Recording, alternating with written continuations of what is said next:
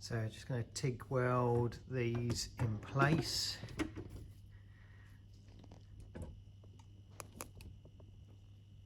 I'm going to use a soft alloy filler rod because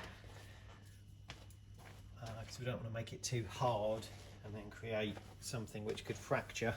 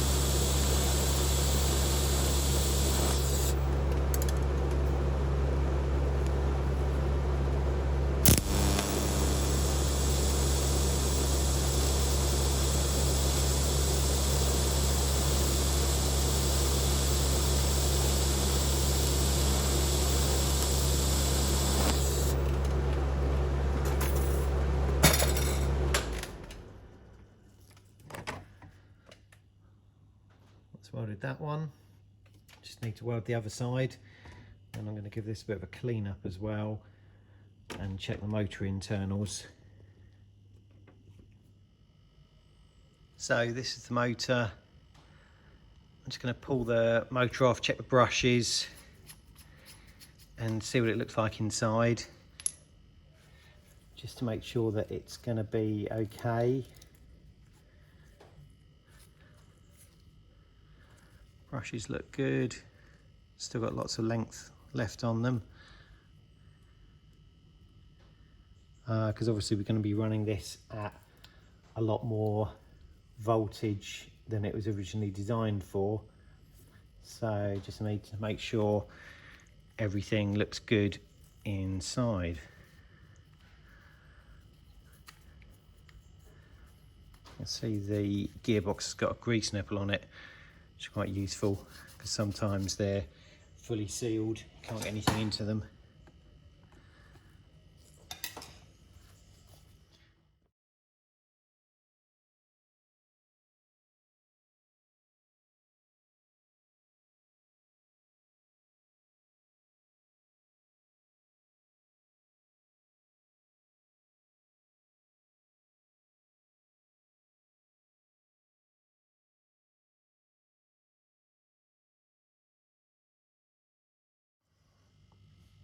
So the motor looks pretty good.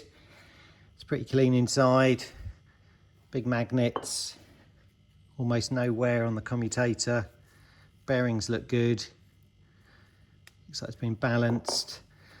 A little bit of brushed carbon, but I'll clean that up. So yeah, that looks good to go. If I hadn't checked it over, it probably would have been faulty in some way. Anyway, let's get that cleaned up, put it back together. So the only thing I found wrong was the cable insulation was a bit perished. So I just put some heat shrink, double layer of heat shrink on there. And we can put this back together.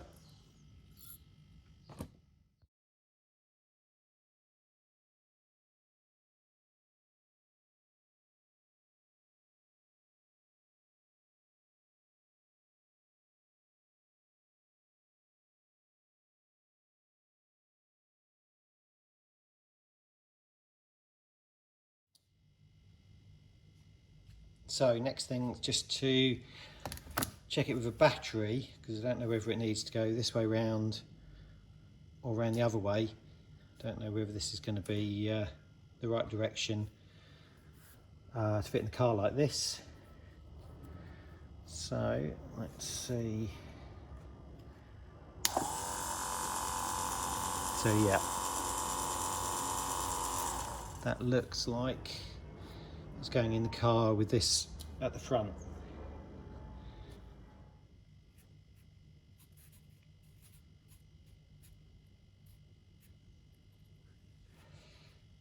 Right, let's get it in on the brackets and line it up. So one of the reasons for using the pillow block type bearing is the bearing is actually held in a housing where you can change the angle. So as I've got these running at an angle, I can tip the bearing, bolt it at that angle, and the actual axle goes through at the correct angle. So I've now found out I've got a slight misalignment between this side and the other side, so what I've done is made a couple of mounts that I can bolt the pillow bearing to, and then these will go on the outside of that box section, and it will allow me to make up the 5mm that I'm missing from one side to another. So they are tacked in place now. What I have to do is balance it on blocks, and there's a jack at the back. I'm going to use this height gauge up to the centre of the axle, measure to body lines so that I know I've got the axle in the right place, and try the wheel on, make sure it looks the way it should look, and then tack it in place.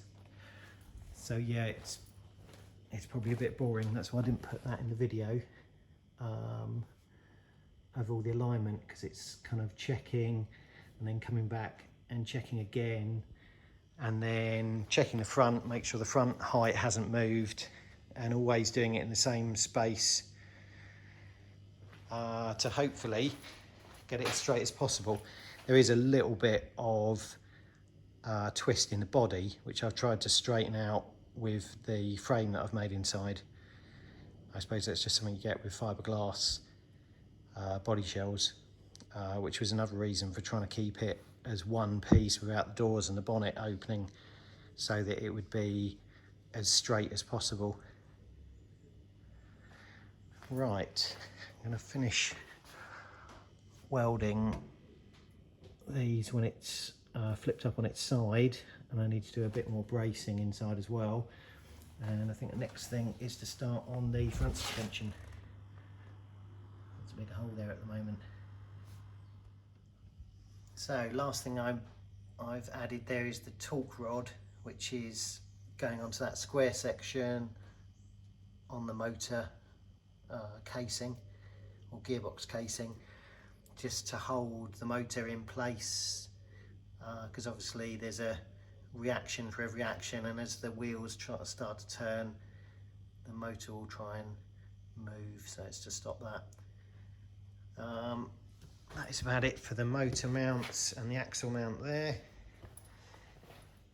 So I've just done a quick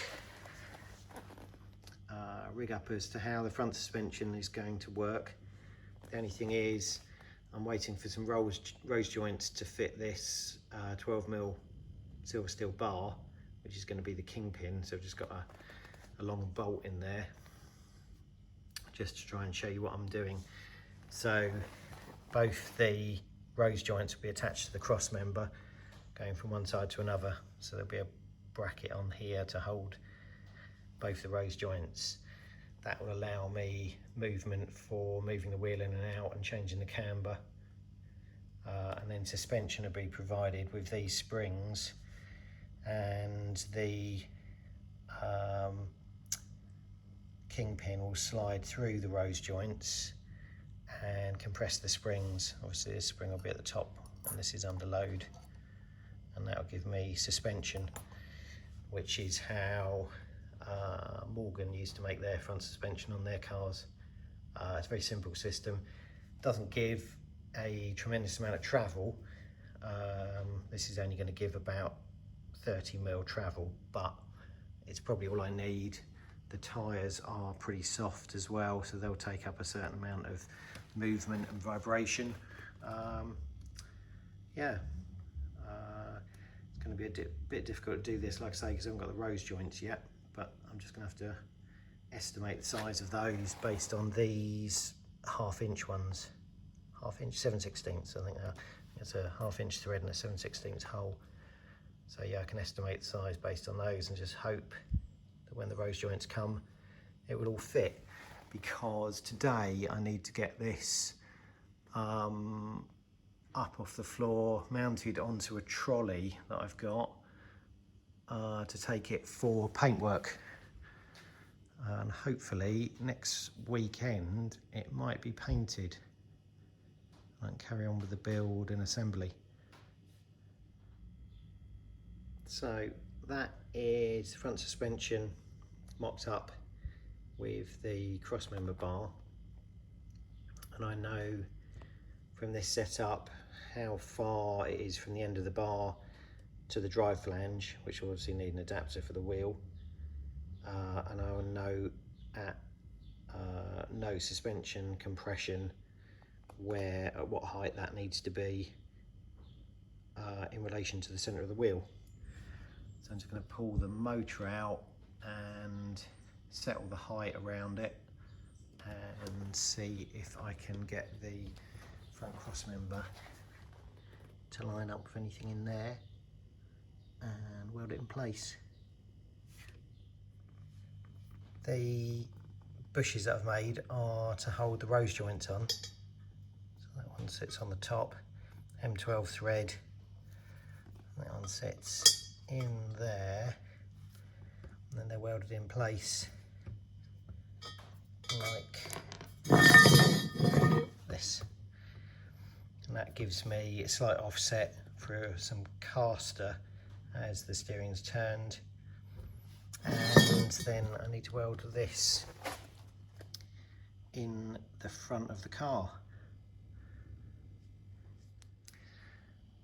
So this is when it's on its side. So I've got the front cross member in. Steering rack mount is there. Added some extra bracing. So I've got the secondary run up the sort of door, or where the door area would be.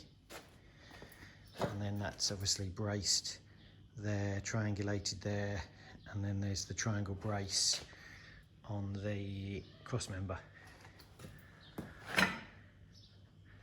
So that should be pretty rigid now. Anyway, I think that's all for this video. Next video, I'm hoping it will be in paint. This was all the sort of hard metal work that I needed to do before it went for paint. So yeah, hopefully it will be being painted next week. Thanks for watching, and see you next week.